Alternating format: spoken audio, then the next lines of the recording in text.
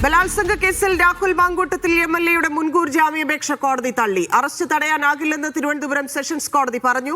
ഹൈക്കോടതിയെ സമീപിക്കാനാണ് രാഹുലിന്റെ തീരുമാനം. മുൻകൂർ ജാമ്യം തള്ളിയതിനു പിന്നാലെ രാഹുലിന്റെ ഫോൺ ഓൺ ആയിട്ടുണ്ട്. വിജിൻ വായന്തോടും സിജോ വിജോണും ചേരുന്നുണ്ട്. ആദ്യം വിജിനിലേക്ക്. വിജിൻ, 2 ദിവസത്തിന് വാദത്തിന് ശേഷമാണ് ഇപ്പോൾ ഈ തീരുമാനത്തിലേക്ക് കോടതി എത്തിയിരിക്കുന്നത്. മുൻകൂർ ജാമ്യം തള്ളിയിരിക്കുന്നു. അറസ്റ്റ് പോലും കോടതി തടയുന്നില്ല. ഇന്നലെയും ആ രീതിയിൽ തന്നെയായിരുന്നു കോടതി അതിനെ പരിഗണിച്ചിരുന്നത്. ഇന്നിപ്പോൾ കൂടുതലായി പ്രോസിക്യൂഷൻ എന്തൊക്കെയാണ് വാദിച്ചത്? കോടതി എന്തൊക്കെ ബോധ്യപ്പെടുത്താൻ സാധിച്ചു?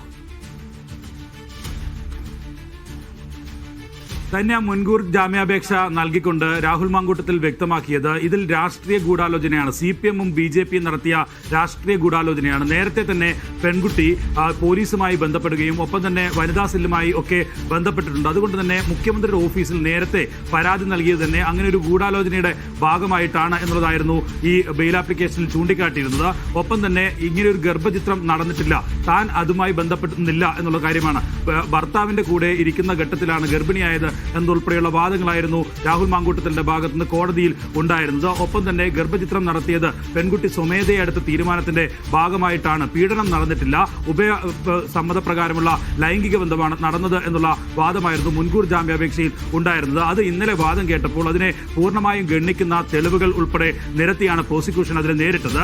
ആ പ്രോസിക്യൂഷൻ വ്യക്തമാക്കിയത് ഇക്കാര്യത്തിൽ ബലാത്സംഗം നടന്നിട്ടുണ്ട്, ഗർഭചിത്രം നടത്തിയതിന് തെളിവുകളുണ്ട്, പെൺകുട്ടിയുടെ ഫോൺ സംഭാഷണത്തിൽ ഇക്കാര്യം തെളിവായി സ്വീകരിക്കുന്നതാണ്.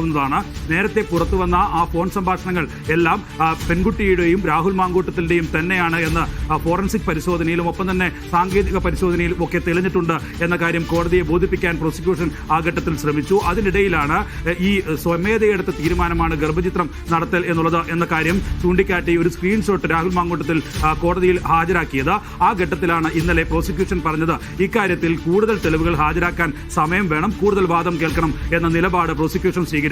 അതിന്റെ ഭാഗമായി ഇന്നുകൂടി തുടർവാദങ്ങൾ കേൾക്കാം, ഒപ്പം തന്നെ ഇന്ന് വിധി പറയാം എന്നുള്ള തീരുമാനത്തിലേക്ക് കൂടുതൽ രേഖകൾ ഹാജരാക്കാനുണ്ടെങ്കിൽ അത് നൽകൂ എന്നാണ് കോടതി പറഞ്ഞത്. ഇന്ന് കോടതി ചേർന്നപ്പോൾ ഈ രേഖകൾ കൂടി പ്രോസിക്യൂഷൻ ഹാജരാക്കി. ആ ഘട്ടത്തിൽ പ്രോസിക്യൂഷൻ അതിൽ കൂടുതലായി പറഞ്ഞത് ഈ ഭീഷണി, ഗർഭചിത്രം നടത്താനുള്ള ഭീഷണി, അത് പെൺകുട്ടിയുടെ വീട്ടിൽ രാഹുൽ മാങ്കൂട്ടത്തിൽ എത്തി പെൺകുട്ടിയോട് താൻ ഇല്ലെങ്കിൽ ആത്മഹത്യ ചെയ്യും എന്ന് പറഞ്ഞു എന്നതുൾപ്പെടെയുള്ള തെളിവുകളുണ്ട്, അത്തരം മൊഴികളുണ്ട് എന്ന കാര്യം വ്യക്തമാക്കുകയും ചെയ്തു. ഒപ്പം തന്നെ ഡോക്ടർമാരുടെ സർട്ടിഫിക്കറ്റുകൾ, റിപ്പോർട്ടുകൾ ഉൾപ്പെടെയുള്ളവ കോടതിയിൽ സബ്മിറ്റ് ചെയ്യുകയൊക്കെ ചെയ്തു. ആ വാദങ്ങളൊക്കെ പൂർണ്ണമായും അംഗീകരിച്ചുകൊണ്ടാണ് രാഹുൽ മാങ്കൂട്ടത്തിൽ തെറ്റുകാരനാണ് എന്ന് പ്രാഥമികമായി നിലവിൽ കണ്ടെത്തിയത്. ഇക്കാര്യത്തിൽ മുൻകൂർ ജാമ്യം അനുവദിക്കാൻ കഴിയില്ല എന്ന നിലപാട് കോടതി എത്തിയത് ആ വാദങ്ങൾ ഒക്കെ പരിഗണിച്ചുകൊണ്ടാണ്. ഒപ്പം തന്നെ ഇന്ന് രാവിലെ ഒരു ഉപഹർജി കോടതിയിൽ രാഹുൽ മാങ്കൂട്ടത്തിൽ നൽകിയിരുന്നു.